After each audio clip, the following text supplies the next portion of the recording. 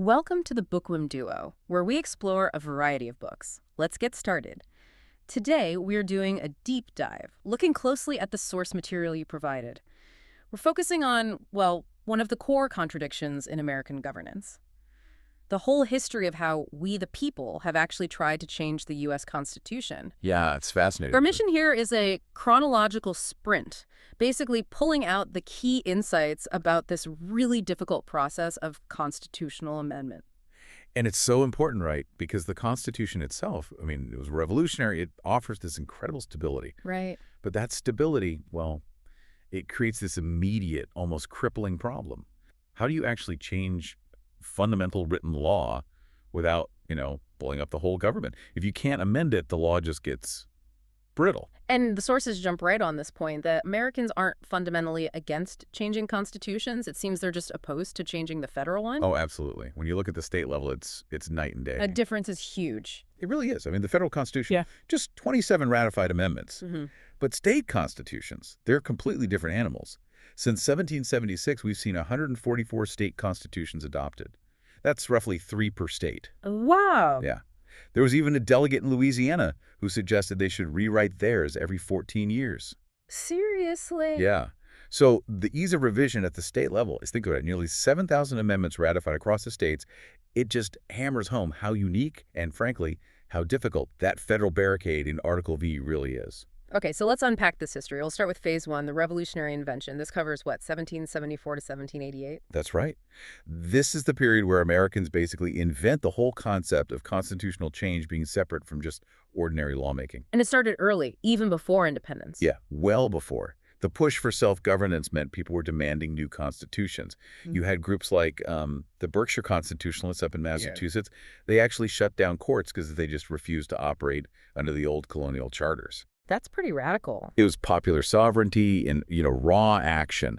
And you had revolutionary pamphlets fueling this, like the best governors arguing really strongly against needing wealth to hold office. And people in cities like Philadelphia were demanding special conventions, right? Yeah. Not just letting legislatures write the rules. Exactly. They wanted something separate, something foundational. And these ideas really came together in the Massachusetts Constitution of 1780. A lot of that driven by the Pittsfield Town Meeting. Okay, what were the key things there? 2 really core modern principles came out of that. First, fundamental law. The Constitution has to be written by a special convention, not the regular legislature. Got it. And second, and this is crucial, it must be ratified, rejected, or amended directly by the people themselves. That really set the gold standard for popular sovereignty. Okay, fast forward then to Philadelphia, 1787. The Constitutional Convention. These delegates, they weren't just thinking politics, were they?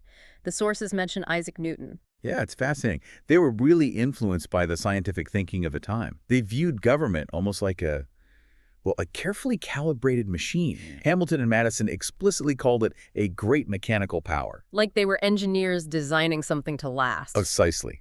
They wanted a structure that was maybe not perfect, but durable. Madison comes in, Washington's there, they've got the Virginia Plan, which does include a way to amend it. But the key insight, I think, is realizing that the final Article V wasn't really designed for easy use. It was a compromise. It was meant to protect the fragile union they were building. Which is why the sources call it a constitutional barricade. Exactly.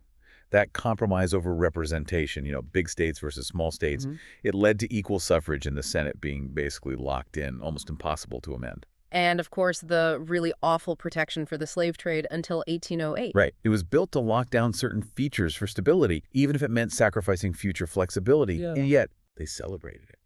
When Pennsylvania pushed for ratification, they had this massive parade in Philadelphia, apparently the biggest America had ever seen. Wow. Yeah, and there was this float with judges carrying the framed Constitution, Liberty Cap on top, and in gold letters, "The People." Celebrating the power they'd just made incredibly difficult to actually exercise. That's the irony, isn't it? Which sets up this sort of tragic pivot into phase 2, the Bill of Rights, and then the long stagnation. Basically 1789 to 1861. Right. The moment the government starts, the energy for amendment just seems to vanish. It really gets dampened almost immediately. Think about it. The state ratifying conventions proposed over 200 amendments. 200? Yeah. The first Congress. They were incredibly reluctant to even touch the issue. They managed to boil all that down to just 12 proposals. Of which only 10 get ratified. The Bill of Rights. By 1791, yes. And here's the really painful part. The sources are very clear on this. The golden age of the Bill of Rights, it just didn't apply to most people living in America then. Not the poor, not women, not enslaved people, not Native Americans. Exactly. When the founders wrote "We the People," they didn't have the majority of the actual population in mind. Any amendments or causes related to those groups were just forgotten or ignored. So if amending is too hard, what happens? You get a new crisis in the 1790s. The battle shifts to interpretation versus amendment. How do we fix problems? Hamilton starts arguing you dismiss outside evidence, like the convention records. He says intention has to be found only in the text itself. Which is amazing because Madison, the guy who kept the notes... Right. Madison argues the opposite. He says the framers' records, his notes included, have no authoritative bearing on how future generations should interpret it. It's like the architects couldn't agree on how to read their own blueprints. Pretty much. And that leaves the door wide open for endless legal fights, which became essential, really, because Article V just goes dormant. Completely silent. After the 12th Amendment in 1804. Yeah. 6 full decades of silence on amendments. Andrew Jackson tried, In 1829, he proposed amending the Constitution to abolish the Electoral College. Get rid of the middleman between the people and the president. Exactly. Remove all intermediate agency. But it failed. Completely. And then things get really dark as we approach the Civil War. Yeah. Constitutional change starts taking these radical, extra-legal forms. John Brown, 1858, drafts his own provisional constitution, basically defying the Supreme Court's Dred Scott decision outright. And then right before secession. Tragically, the last gasps involve trying to use Article V for evil. Outgoing President Buchanan proposes amendments to protect slave property rights. Oh, wow. And then the secession conventions themselves start offering what the sources call blackmail amendments in 61, 62, demanding permanent protection for slavery, barring black people from voting or holding federal office. It shows how the inability to amend constructively nearly destroyed the nation. That terrifying period, though, it forces a transition, right, into Phase 3. Freedom constitutionalized, but also immediate backlash, say 1862 to 1873. Exactly. The Civil War forces the amendment issue right back to the forefront. Lincoln's Emancipation Proclamation, remember, that was a military act. Right, a wartime measure. To actually end slavery constitutionally, you needed the 13th Amendment, ratified in 1865. Then comes the huge one, the revolutionary 14th Amendment in 1866. Birthright, citizenship, equal protection. And this is one of the most stunning points in the sources. The 14th Amendment, for all its revolutionary power, is the first time the word male gets explicitly written into the Constitution. Yeah, it's this incredible historical betrayal. While granting rights, it simultaneously creates a constitutional basis for setting aside women's suffrage. A slap in the face, as the sources put it, to the women who'd worked alongside abolitionists. Absolutely. And then the 15th Amendment follows, guaranteeing suffrage regardless of race. But even that was limited in practice. By 1869, black men could technically vote in 17 states, but they were actively blocked in 17 others. So the fight immediately becomes about who actually counts as a person, as a citizen under these new amendments? Precisely. You get figures like Victoria Woodhull stepping up. She argues quite powerfully that the 14th Amendment already recognizes women's right to vote based on its language. She even testifies before Congress in 1871. How is that received? With ridicule.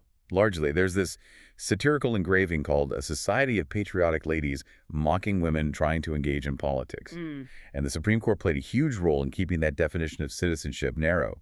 You have Standing Bear, the Ponca chief, winning his case in 1879, arguing an Indian was a person under the law. Okay, a victory there. But then, just a few years later, 1884, you have John Elk. He was born in the U.S., lived in Omaha, no longer formally with his tribe, but the court denied him citizenship. Why? Because he was born a member of a tribe, they said he wasn't fully under U.S. jurisdiction at birth. So even after the Civil War amendments, we the people is still being legally restricted. Very much so. And this struggle wasn't just internal. Moving into Phase 4 progressive successes in Article V sclerosis, late 19th century to around 1937, we see this isn't just a U.S. problem. Look at Hawaii. Queen Liliuokalani. Exactly, 1891. Her attempt to revise the Hawaiian Constitution to restore political power to native Hawaiians, that was literally called her crime. That's why she was overthrown and imprisoned. It just shows this fight to update fundamental law against entrenched interests is universal. Okay, back in the U.S. mainland, after all that stagnation, the progressive era does see Article V come back to life, right? Yes, finally, a real wave of success. We get the 16th Amendment, the income tax, the 17th direct election of senators, and crucially, the 19th women's suffrage, all ratified by 1920. A major period of reform. A huge one. But Yeah. then the blockade slams down again. The failure of the child labor amendment is just pivotal here. Sent to the states in 1924. Yeah, and it was desperately needed because the Supreme Court kept striking down federal laws trying to curb child labor. The court said Congress just didn't have the constitutional power. So the only way to get that power was through an amendment. And it failed to get ratified by enough states.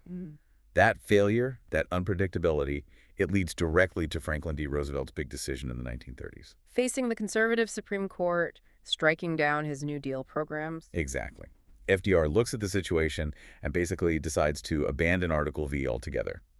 He sees the amendment process as too hard, too slow, too uncertain. So instead of changing the Constitution, He decides to change the interpretation of the Constitution. He focuses on executive power and, critically, on challenging the Supreme Court itself, the whole court-packing plan idea, even though he didn't follow through with it in the end.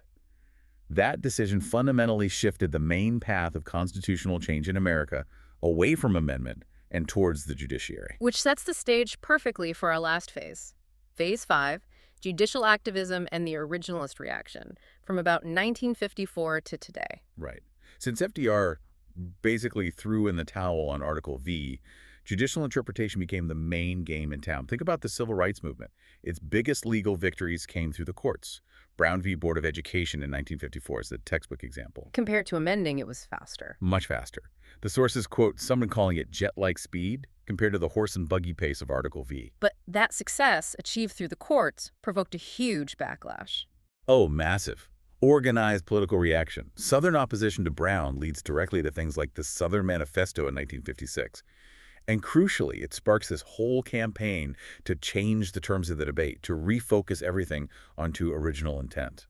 Arguing the court was misreading the 14th Amendment, going beyond what the framers intended. Exactly. And that originalist counter-movement, arguing against this evolving interpretation, really becomes the defining feature of constitutional politics right up to the present day. Amendment efforts keep failing, which just reinforces the idea that the courts are the only avenue. Like the Equal Rights Amendment, the ERA. Perfect example. Passes Congress easily in 1972, but then fails ratification by 1982. Why? Partially due to a very effective conservative mobilization arguing it would cause a sex revolution. Article V was just too high a hurdle. And you see the same dynamic with abortion. Absolutely. Roe v. Wade in 1973, based on this evolving right to privacy found by the court, ignites an incredibly powerful counter-movement demanding a right-to-life constitutional amendment. But that amendment never materializes through Article V. Nope. So what do conservatives do? They adopt the strategy. If you can't amend the Constitution, then capture the judiciary and change the interpretation of the Constitution. Which brings in figures like Robert Bork and the push for original intent, originalism. Precisely. The goal becomes dominating the courts to enforce a specific reading of the text. If Article V is blocked, you win by controlling the interpreters. And the ultimate irony here, which the sources really hammer home, is that this focus on judicial change instead of amendment actually leads to massive instability. It does. Because judicial interpretations can be overturned by later courts. You see these huge swings, these cyclical reversals, parts of the Voting Rights Act undone in 2013. And obviously, Roe v. Wade itself overturned in the Dobbs decision in 2022. So the conclusion you kind of have to draw from this history is pretty stark. By now, by the 2020s, Americans seem to have largely, as the sources put it, abandoned the philosophy of amendment. Yeah, Article V has just proven so difficult, so intractable, that the Constitution itself starts to feel virtually unamendable, almost beyond the reach of the people it's supposed to serve. So for you listening, what's the big takeaway here? This core paradox seems to be the heart of it. The Constitution was meant to be mended, but it's become rigid, sclerotic. Right. And because formal change is so hard, change gets forced onto these unpredictable judicial paths, which then leads to political backlash, polarization, and these big reversals. It's a cycle. We should remember Thomas Jefferson's warning, right? Yeah. About viewing the Constitution with sanctimonious reverence, thinking it's untouchable, but constitutions need to evolve. As that Louisiana delegate said, we are constantly improving in the science of government. We ought not to tie either our own hands or the hands of those who are to come after us. So the real challenge, maybe the provocative thought for today, is this. If the system seems stuck, if Article V feels impossible, what instrument will Americans invent next? What comes after this? If the existing tool for fundamental change isn't working, history suggests when the tools fail, people eventually forge new ones. A profound question to end on. Thanks for joining us. Subscribe for more bookish adventures and hit that like button if you enjoyed the ride. Don't forget to share the knowledge, spread the word.